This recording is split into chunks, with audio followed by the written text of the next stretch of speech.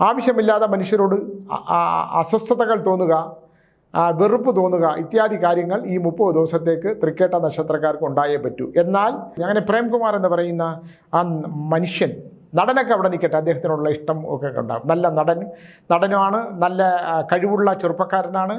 നമസ്കാരം. വളരെ കാലത്തിന് ശേഷം ഇന്നലെ തിരുവനന്തപുരം VIT ഹാളിലൊരു പരിപാടി ഉണ്ടായിരുന്നു. ഞാൻ 10-11 പ്രൊഫഷണൽ നാടകങ്ങൾ എഴുതിയിട്ടുള്ളതാണ്. അത് ഏറ്റവും കൂടുതൽ നാടകങ്ങൾ എഴുതിയിട്ടുള്ളത് തിരുവനന്തപുരത്ത് കേരള തിയേറ്റേഴ്സ് എന്ന് പറഞ്ഞൊരു 10-50 വർഷം പഴക്കമുള്ള, ഞാൻ എൻ്റെ ചെറുപ്പകാലത്തൊക്കെ ഇങ്ങനെ അമ്പലപ്പറമ്പുകളിൽ അവരുടെ നാടകങ്ങൾ കണ്ട് ഇങ്ങനെ സ്വപ്നം കണ്ടിരുന്നിട്ടുണ്ട്.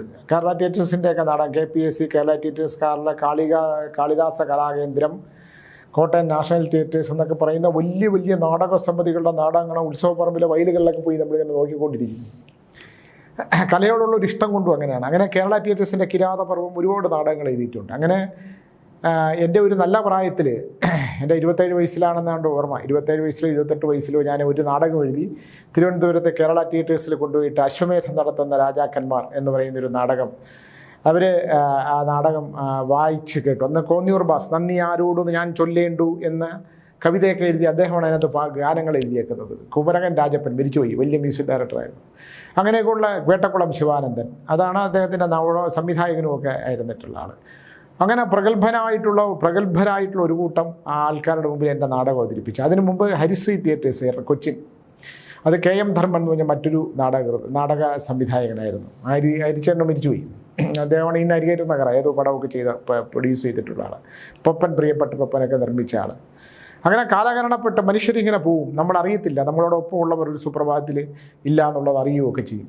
അങ്ങനെ അദ്ദേഹത്തിൻ്റെ ജീവചരിത്രം ഇന്നലെ തിരുവനന്തപുരത്ത് VIT ഹാളിൽ പ്രകാശനം ചെയ്യുകയാണ്.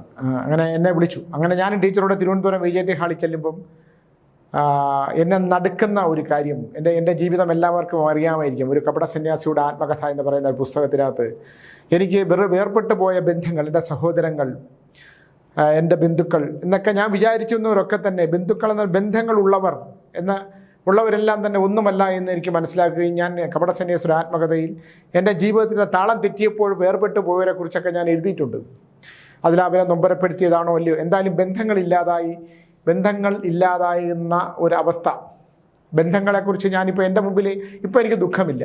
അന്ന് ആ ബന്ധങ്ങളില്ലാതായപ്പോൾ ഉണ്ടാവുന്ന മാനസികാവസ്ഥയിൽ ഞാൻ എഴുതിയതാണ് ഒരു കപട സന്യാസിയുടെ ആത്മകഥ. പക്ഷെ പിന്നീട് ഞാൻ എൻ്റെ മുമ്പിൽ വരുന്ന ഓരോ വിഷയങ്ങളും പരിശോധിക്കുമ്പം ഒരു പുക്കൽക്കുടിയിൽ നിന്ന് വേർപെട്ട് വന്നവർ തന്നെ പരസ്പരം കേസും വഴക്കും കോടതിയും മാതാപിതാക്കളെ നോക്കാൻ വയ്യാതെ മാതാവിനെയും പിതാവിനെയും അങ്ങോട്ടും ഇങ്ങോട്ടും ഒക്കെ ഇട്ട് അടിക്കുന്നതും, എൻ്റെ വീട്ടിൽ കിടക്കാൻ വയ്യ എന്ന് പറയുന്നതും, കിടത്താൻ വയ്യ, നോക്കാൻ ആളില്ല എന്ന് പറയുന്നതും, ഇവർക്ക് മരിക്കാനുള്ള സമയമായോ എന്ന് അന്വേഷിക്കുന്നതും, അങ്ങനെയൊക്കെയുള്ള ഭീകരമായിട്ടുള്ള മാതാപിതാക്കളുടെ സ്വത്തുക്കൾ മുഴുവൻ സ്വന്തമാക്കിയിട്ട് അത് ജീവിതത്തിൻ്റെ സമ്പാദ്യമായിട്ട് മാറ്റിയിട്ട് അവരുടെ വാർദ്ധക്യകാലത്ത് നോക്കാൻ പറ്റാത്ത മക്കളെ ഞാൻ കണ്ടു കഴിഞ്ഞപ്പോൾ എനിക്ക് മനസ്സിലായി ബന്ധങ്ങൾക്കൊന്നും ഒരു അർത്ഥമില്ല എന്നുള്ളത്, യഥാർത്ഥത്തിൽ അർത്ഥമില്ല എന്നുള്ളത് തന്നെ. വളരും തോറും നമ്മൾ കുഞ്ഞായിരിക്കുമ്പോൾ നമ്മൾ ദൈവത്തിൻ്റെ കുട്ടികളായി മാറും. നമ്മൾ വളരും തോറും നമ്മളിൽ പൈശാചികമായ ശക്തികൾ വളരും എന്നുള്ളതാണ് ഞാൻ മനസ്സിലാക്കിയിട്ടുള്ള കാര്യങ്ങളാണ്. എന്തായാലും ഇന്നലെ ഞാൻ അവിടെ ചെല്ലുമ്പോൾ അവിടെ എൻ്റെ സഹോദരി, എനിക്ക് ഒരു സഹോദരിയേ ഉള്ളൂ, ആശ എന്ന് പറയുന്നത്, പെരുന്താന്നി NSS പബ്ലിക് സ്കൂളിലെ ടീച്ചറായിരുന്നു. അപ്പോൾ അവരുടെ ഭർത്താവാണ്, ഞാൻ തന്നെയാണ് വിവാഹം കഴിപ്പിച്ചത്, വിജയകൃഷ്ണൻ എന്ന് പറയുന്ന ഒരു വലിയ ചലച്ചിത്ര നിരൂപകൻ സംവിധായകനുമൊക്കെയാണ്. അദ്ദേഹത്തിൻ്റെ ആദ്യത്തെ ദേശീയ അവാർഡും 8 സ്റ്റേറ്റ് അവാർഡും ഒക്കെ മേടിച്ച മിടുക്കനായിട്ടുള്ള ഒരു മനുഷ്യനാണ്. അപ്പോൾ അദ്ദേഹത്തിൻ്റെ അച്ഛൻ സാധുശീലം പരമേശ്വരൻ പിള്ള കന്യാകുമാരിയിൽ ഒരു ആശ്രമമൊക്കെ ഉണ്ടായിരുന്നു. അദ്ദേഹം പിന്നെ അവിടെ നിന്നൊക്കെ പോയി. എന്തായാലും അങ്ങനെ ഉള്ള ഒരു മിടുക്കനായ മനുഷ്യനാണ് അദ്ദേഹം. സംസ്കൃത ഒക്കെ നന്നായിട്ട് കൈകാര്യം ചെയ്യുന്ന അദ്ദേഹത്തിൻ്റെ പുസ്തകവും ഉണ്ടായിരുന്നു അവിടെ. അങ്ങനെ കുറേ കാലത്തിന് ശേഷം 2012 തകർന്നുടഞ്ഞു പോയ, വേർപെട്ടു പോയ എൻ്റെ ബന്ധങ്ങളിലെ ആൾക്കാരെ ഞാൻ വീണ്ടും കാണുകയാണ്. എൻ്റെ ആ സ്റ്റേജിൻ്റെ VIT ഹാളിൻ്റെ ഒരു വശത്തായിട്ട് എൻ്റെ സഹോദരിയും, അതിനേക്കാൾ ഉപരി ഞാൻ നെഞ്ചത്തെടുത്ത് താലോലിച്ച് വളർത്തിക്കൊണ്ടിരുന്ന എൻ്റെ ആ സഹോദരിയുടെ മൂത്ത മകൾ, എന്നെ വീട്ടിലെ അച്ഛൻ്റെ വീട്ടുകാർക്ക് എന്നെ കുട്ടൻ എന്നാണ് വിളിച്ചിരുന്നത്. ഈ 3 മാസം പ്രായമുള്ളപ്പോൾ 3 ഇഡ്ഡലി കഴിക്കുമ്പോൾ ഇഡ്ഡലിക്കുട്ടൻ എന്ന് എന്നെ വിളിച്ചിരുന്നു. അങ്ങനെ ഇഡ്ഡലിക്കുട്ടൻ ലോപിച്ച് കുട്ടനായി. അങ്ങനെ കുട്ടൻ എന്നാണ് ഒരുമാതിരിപ്പെട്ട ബന്ധുവീടുകളിലൊക്കെ എന്നെ വിളിക്കുന്നത്. അതൊക്കെ പോയി ഇപ്പോൾ ഈ ഒരു കോലത്തിലായല്ലോ. കുട്ടമാമൻ്റെ കവിളും കുട്ടമാമൻ്റെ തടിയും ഒക്കെ വലിയ കുറേ കാലത്ത് പ്രകീർത്തിച്ചിരുന്നവരൊക്കെയാണ്. പക്ഷേ നമ്മൾ കാലം മാറി, കോലവും മാറി, നമ്മൾ മറ്റൊന്നായിട്ട് മാറി. എന്തായാലും അവളും ഒക്കെ അവിടെ ഉണ്ടായിരുന്നു. അവൾ ഡോക്ടറേറ്റൊക്കെയാണ്, നമുക്ക് അഭിമാനമൊക്കെയാണ്. എന്തായാലും വളരെ കാലങ്ങൾക്ക് ശേഷം അവൾ എൻ്റെ സഹോദരി എന്നെ സുനിയ എന്ന് വിളിച്ചുകൊണ്ട് എൻ്റെ അടുത്തേക്ക് വരികയും അവിടെ കണ്ണുകൾ നിറയുന്നതും കണ്ടു. കുട്ടമാമ എന്ന് വിളിച്ചുകൊണ്ട് അവളും കണ്ടു.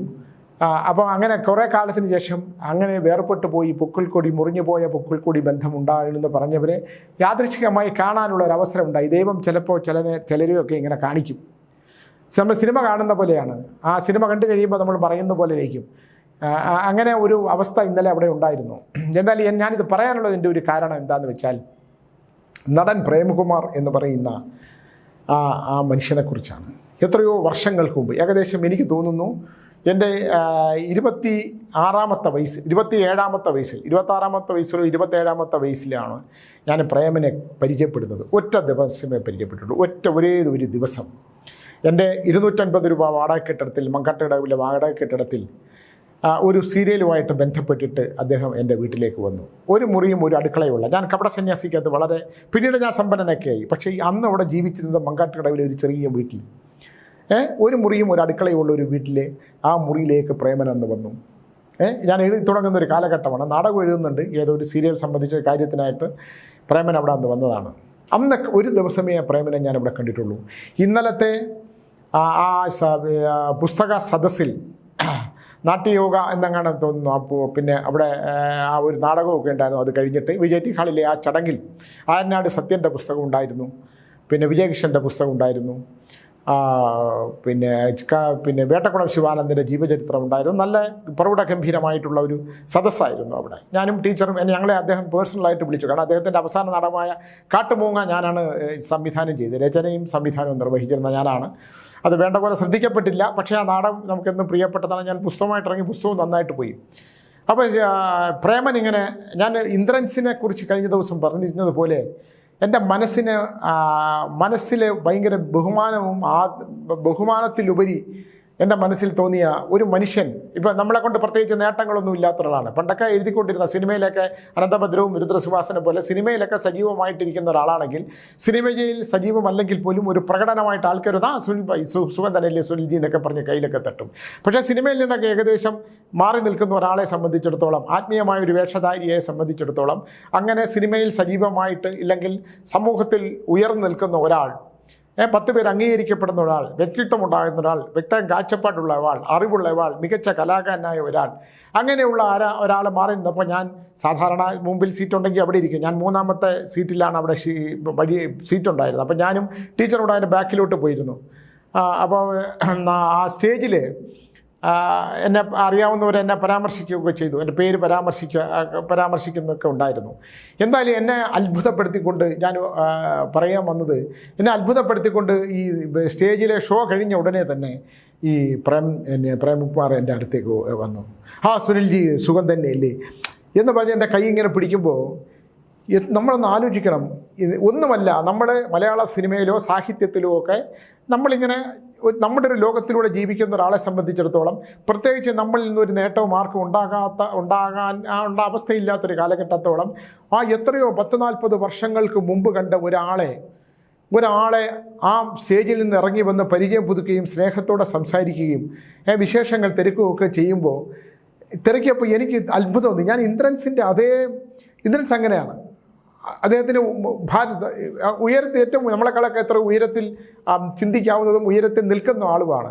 പക്ഷേ അദ്ദേഹം അവിടെ നിന്ന് ഇറങ്ങി വന്ന് എൻ്റെ അടുത്തേക്ക് വന്ന് എന്നോട് സംസാരിക്കുകയും എന്നോട് വിശേഷങ്ങളൊക്കെ തിരക്കുകയും എഴുത്തിനെക്കുറിച്ചൊക്കെ ചോദിക്കുകയും ഒക്കെ ചെയ്തിട്ട് പോയപ്പോഴുണ്ടാകുന്ന എനിക്ക് തോന്നിയ ഒരു ബഹുമാനം, അല്ലെങ്കിൽ ഇവരൊക്കെ എന്തുകൊണ്ടാണ് ഇന്നും കാലങ്ങൾ കഴിഞ്ഞിട്ടും ഇന്ന് സമൂഹത്തിൽ അംഗീകരിക്കപ്പെടുന്ന ഒരാളായിട്ട് നിൽക്കുന്നത്, അല്ലെങ്കിൽ ഈശ്വരൻ്റെ കൈപുണ്യമുള്ളത്, അല്ലെങ്കിൽ ഈശ്വരൻ എല്ലാ കടാക്ഷവും കൊടുത്തിരിക്കുന്നത് എന്ന് ഞാനിങ്ങനെ ചിന്തിച്ചു. എനിക്ക് അത്ഭുതം തോന്നി. അങ്ങനെ പ്രേംകുമാർ എന്ന് പറയുന്ന ആ മനുഷ്യൻ, നടനൊക്കെ അവിടെ നിൽക്കട്ടെ, അദ്ദേഹത്തിനുള്ള ഇഷ്ടം ഒക്കെ ഉണ്ടാകും. നല്ല നടനുമാണ്, നല്ല കഴിവുള്ള ചെറുപ്പക്കാരനാണ്. ആ കഴിവുകൾ അദ്ദേഹം ഏത് മേഖലയിലാണോ പ്രവർത്തിക്കുന്നത്, അക്കാഡമിയായിട്ടൊക്കെ ബന്ധപ്പെട്ട് പ്രവർത്തിച്ചിരുന്നപ്പോഴൊക്കെ ശക്തമായ തീരുമാനങ്ങൾ എടുത്തിട്ടുള്ള ആളാണ്. ഇനിയും അതിന് കഴിവുള്ള ആളാണ്. എനിക്ക് എൻ്റെ ഒരു അഭിപ്രായം, ഈ നമ്മുടെ ഗവൺമെൻറ് പോലും കോൺഗ്രസ് ഗവൺമെൻറ് പോലും അദ്ദേഹത്തിന് അങ്ങനെ ഒരു പരിഗണന കൊടുത്ത് അത്തരം ഉത്തരവാദിത്വമുള്ള ആ ഒരു കഴിവുള്ള ആ മേഖലയിൽ ഇരുത്തണമെന്നാണ് ഞാൻ പറയുന്നത്. കാരണം ഇത്തരത്തിൽ മനുഷ്യനെ മനുഷ്യനായിട്ട് കാണുകയും മനുഷ്യനെ വലിപ്പ ചെറുപ്പമില്ലാതെ കാണുകയും ചെയ്യുന്ന ഇത്തരം മനുഷ്യരെയൊക്കെ അതിലേക്ക് കൊണ്ടുവരുമ്പോൾ കലാകാരന്മാർക്ക് കിട്ടുന്ന ഒരു അംഗീകാരമൊക്കെ വളരെ വലുതായിരിക്കും. അതുകൊണ്ട് അദ്ദേഹത്തിന് വീണ്ടും അദ്ദേഹം നിലനിർത്തി പോന്നിരുന്ന, അല്ലെങ്കിൽ അദ്ദേഹത്തിന് അഭിപ്രായ വ്യത്യാസം ഉണ്ടായപ്പോൾ അവിടെ നിന്ന് ഇറങ്ങിപ്പോന്നിരുന്ന ആ ഒരു സ്ഥലത്തേക്ക്, ഇരിപ്പിടത്തിലേക്ക് തിരിച്ചു കൊണ്ടുവരണമെന്നാണ് എനിക്ക് സർക്കാരിനോട് പറയാനുള്ളത്.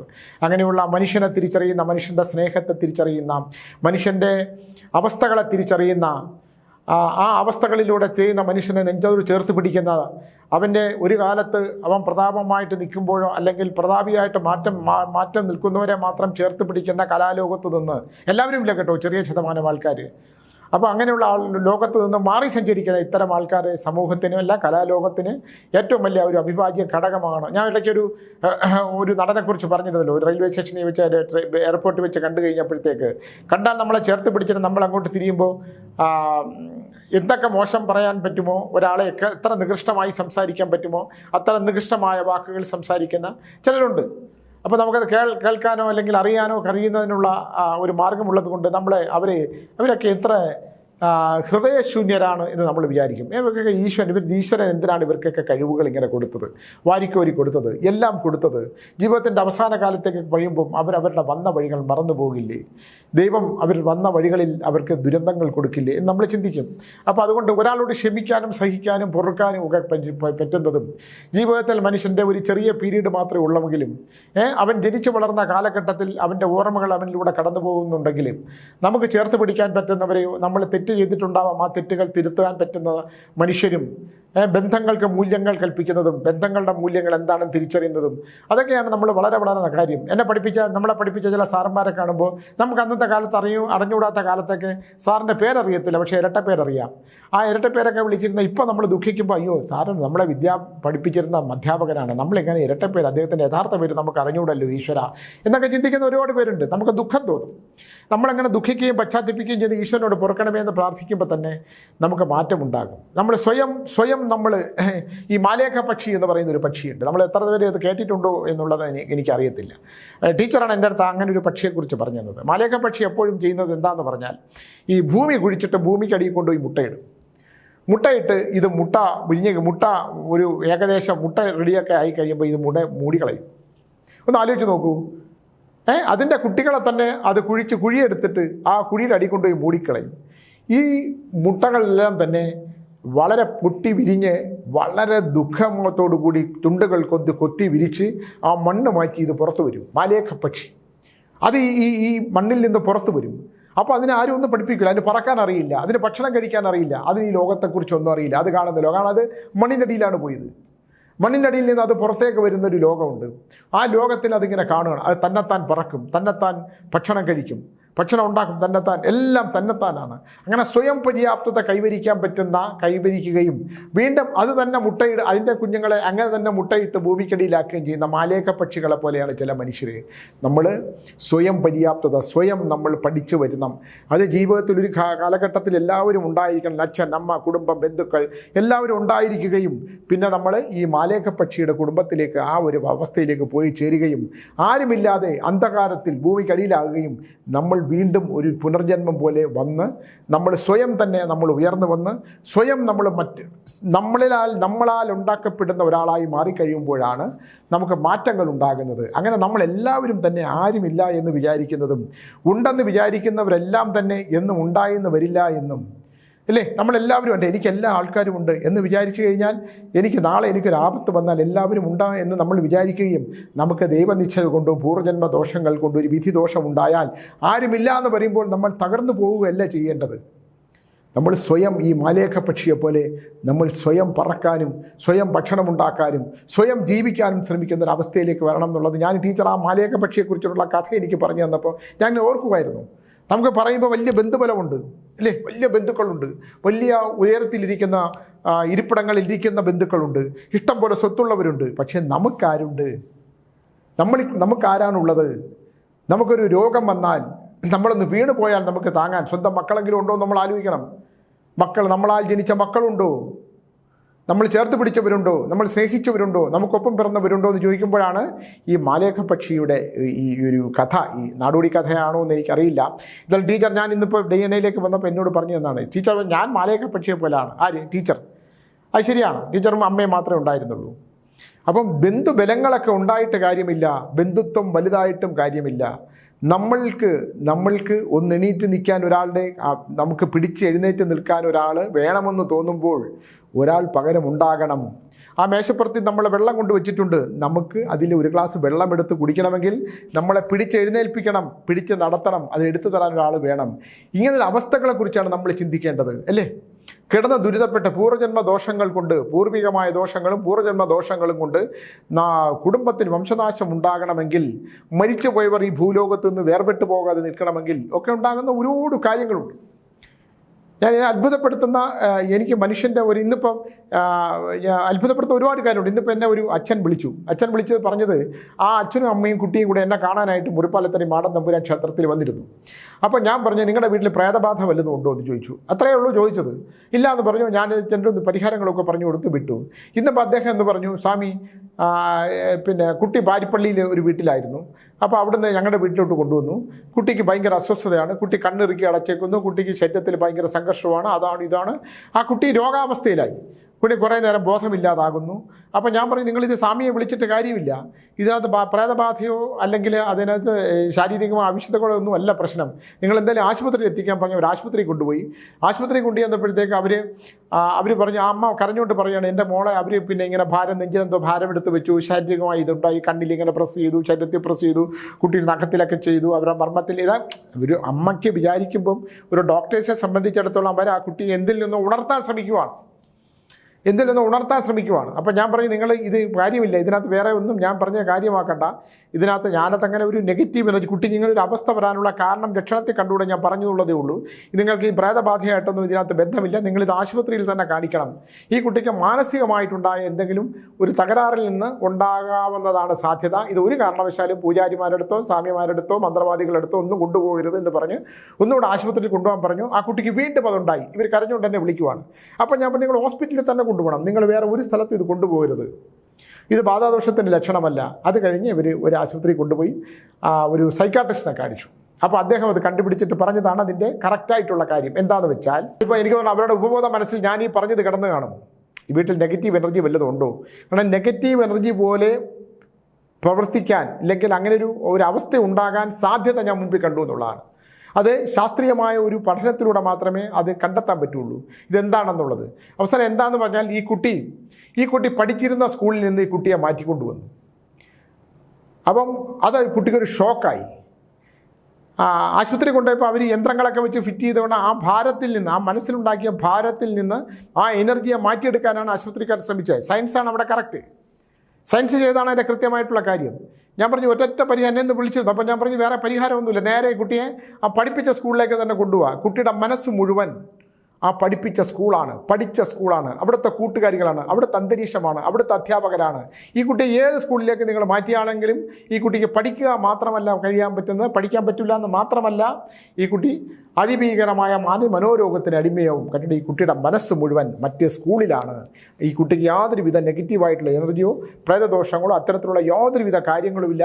ദൈവത്തെ ഓർത്ത് ഇത് വല്ല ഈ അല്പജ്യോതിഷം പഠിച്ചിരിക്കുന്നവരോ താടി വളർത്തിയിട്ടിരിക്കുന്നവരോ, ഇപ്പം ഞാനിത് പഠനത്തിലും ശാസ്ത്രീയമായ പഠനം ഏത് കാര്യത്തിനും എനിക്ക് പ്രേതബാധയെക്കുറിച്ചല്ലോ നെഗറ്റീവ് എനർജിയെക്കുറിച്ച് നല്ല ധാരണയുള്ള ആളാണ്. എനിക്ക് കണ്ടാളും പറയും. പക്ഷേ എന്തുകൊണ്ടാണ് ഞാൻ ഈ കുട്ടി അച്ഛനും അമ്മയും കൂടെ മുറിപ്പാലത്തടി മാടൻ തമ്പുരാൻ ക്ഷേത്രത്തിൽ വന്നപ്പോൾ ഇത് ചോദിച്ചു എന്ന് എനിക്കറിയത്തില്ല, അവിടെ പ്രേതബാധ വല്ലതും ഉണ്ടോ വീട്ടിലെന്ന് എന്ന് ചോദിക്കാനുള്ള കാരണം എന്താണെന്ന് അറിയത്തില്ല. ഞാൻ അങ്ങനെ ചോദിച്ചു പോയി. അല്ലെങ്കിൽ ആ കുട്ടിയിലുണ്ടാകുന്ന മുഖത്തിലുണ്ടാകുന്ന, പക്ഷേ ആ കുട്ടി അനുഭവിക്കുന്ന മാനസിക സംഘർഷമാണ് മുഖത്ത് കണ്ടത്. കുട്ടി പഠിക്കുന്ന സ്കൂളിൽ നിന്ന് കുട്ടിയെ മാറ്റിക്കൊണ്ടുവന്ന് കുറേ കൂടെ വിദ്യാഭ്യാസപരമായി ഉയർന്നു നിൽക്കുന്ന നഗരത്തിലെ സ്കൂളിലേക്ക് കൊണ്ടുവന്നപ്പോൾ കുട്ടിക്ക് ആ അന്തരീക്ഷത്തിൽ നിന്ന് മാറാനും അവിടെ നിന്ന് മാറുമ്പോഴുണ്ടാകുന്ന മാനസിക സംഘർഷങ്ങൾ കുട്ടിയിൽ ശാരീരികമായിട്ടുള്ള ബ്രെയിനിലും ശരീരത്തിലുണ്ടായ മാറ്റമാണ് ഈ മാറ്റം.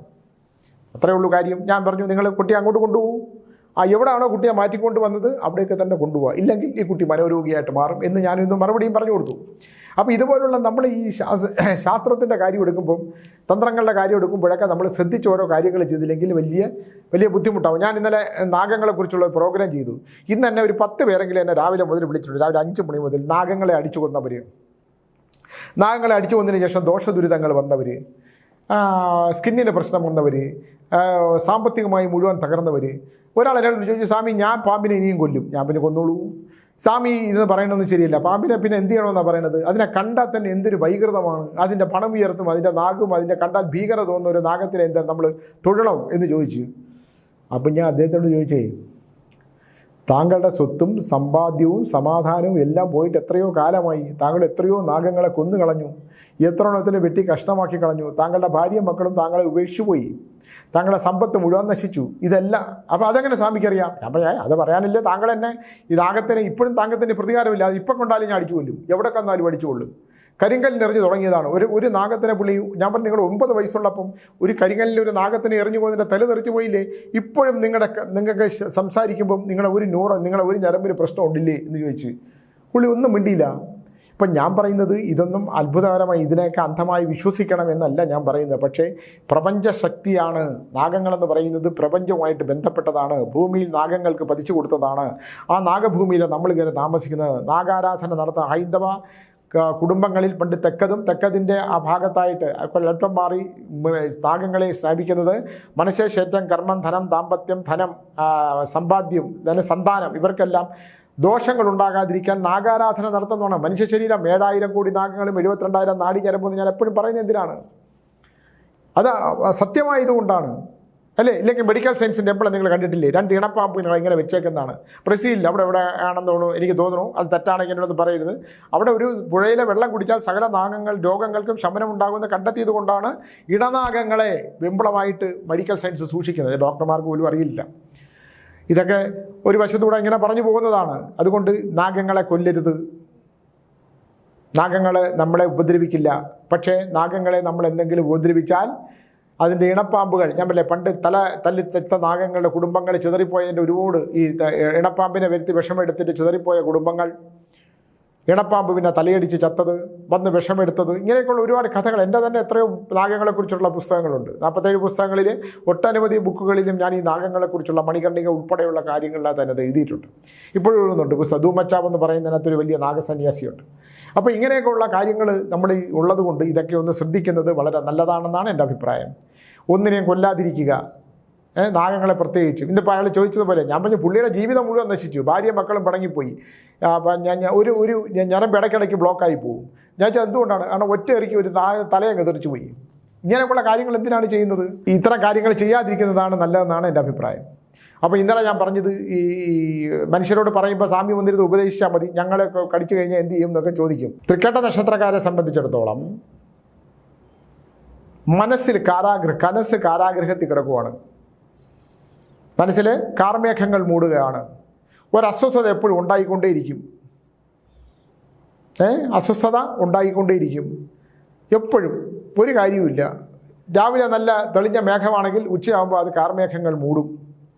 ആവശ്യമില്ലാതെ മനുഷ്യരോട് അസ്വസ്ഥതകൾ തോന്നുക, വെറുപ്പ് തോന്നുക ഇത്യാദി കാര്യങ്ങൾ ഈ 30 ദിവസത്തേക്ക് തൃക്കേട്ട നക്ഷത്രക്കാർക്ക് ഉണ്ടായേ പറ്റൂ. എന്നാൽ ഗ്രഹനില പ്രകാരം ഒരുപാട് നല്ല കാര്യങ്ങളൊക്കെ ഉണ്ട്.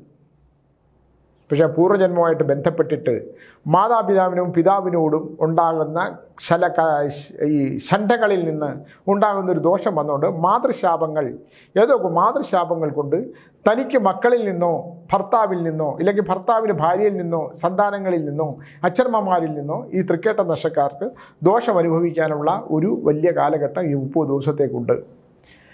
രക്തത്തിൽ പ്രമേഹ രോഗികളാണെങ്കിൽ രക്തം പരിശോധിക്കുകയും ഗ്ലൂക്കോസിൻ്റെ അളവ് ശ്രദ്ധിക്കുകയും ചെയ്യണം. കാരണം രക്തത്തിന് വ്യതിയാനം ഉണ്ടാകുന്ന കാലമാണ്. കാൽമുട്ടുകൾക്ക് മരവിപ്പുണ്ടാകുന്ന ഒരു സമയമുണ്ട്. കാൽമുട്ടുകൾക്ക് മരവിപ്പുണ്ടാകുക. പ്രമേഹ രോഗമുള്ള തൃക്കേട്ട നക്ഷത്രക്കാർ വളരെ ശ്രദ്ധിക്കണം. ഹൃദയവുമായിട്ട് ബന്ധപ്പെട്ടുള്ള പമ്പിങ് സംബന്ധിച്ചിട്ടുള്ള ബ്ലോക്ക് ഒക്കെ ഉണ്ടാകുന്ന എണ്ണ പലഹാരമൊക്കെ ഒരുപാട് കഴിയുന്നവരാണെങ്കിൽ തൃക്കേട്ട നക്ഷത്രക്കാർ ആ പമ്പിങ്ങിൻ്റെ കാര്യമുള്ളതുകൊണ്ട് എണ്ണ പലഹാരം നിർത്തുകയും ഒരു പ്രാവശ്യത്തേക്കെങ്കിലും അതിൻ്റെ ഒരു ചികിത്സയല്ല വേണ്ടത്, അത് എന്താണ് രോഗമെന്നൊന്ന് പരിശോധിക്കുന്നത്, അതിൻ്റെ രോഗത്തിൻ്റെ ഹാർട്ടിൻ്റെ പൊസിഷൻ ഒന്ന് നോക്കുന്നത്, അതിൻ്റെ ചില സ്പന്ദനമൊന്ന് പരിശോധിക്കുന്നത് നല്ലതായിരിക്കും. തൃക്കേട്ട നക്ഷത്രത്തിൻ്റെ പ്രമേഹ രോഗികൾ വളരെ ശ്രദ്ധിക്കണം. കിഡ്നി ചെക്ക് ചെയ്യണം. ബ്ലഡ് ചെക്ക് ചെയ്യണം, കണ്ണ് ചെക്ക് ചെയ്യണം, പല്ല് ചെക്ക് ചെയ്യണം. പ്രമേഹ രോഗികളുടെ 30 ദിവസത്തേക്കുള്ള തൃക്കേട്ട നക്ഷത്രത്തിൽ പ്രമേഹ രോഗികളിൽ ഏറ്റവും ദോഷകാലമായതുകൊണ്ട് ഇത്തരം കാര്യങ്ങൾ വളരെ ശ്രദ്ധിക്കണമെന്ന് പറഞ്ഞുകൊണ്ട് 30 ദിവസത്തേക്കുള്ള പ്രമേഹ രോഗികൾ ഏറ്റവും അടുത്ത സമയം നിങ്ങളിത് കേട്ടാൽ നാളെ തന്നെ ഡോക്ടറെ കണ്ട് പ്രമേഹത്തിൻ്റെ രോഗരീതികൾ ശ്രദ്ധിച്ചും അതിൻ്റെ പരിഹാരം എന്താണെന്ന് വെച്ചാൽ രോഗങ്ങൾക്കുള്ള പരിഹാരം എന്താണെന്ന് വെച്ചാൽ ചെയ്യണം. കാരണം പൂർവ്വജന്മ ദോഷം കൊണ്ട് 1/6 ഫലം ഒരു ഗുളിക കഴിച്ചാൽ 1% മാത്രമേ ഫലിക്കുകയുള്ളൂ എന്ന് പറഞ്ഞുകൊണ്ട് എല്ലാവർക്കും രോഗശാന്തി ഉണ്ടാകട്ടെ, മനസ്സമാധാനവും ശാന്തിയും ഉണ്ടാകട്ടെ എന്ന് പറഞ്ഞുകൊണ്ട് നിർത്തുവാണ്. നമസ്കാരം.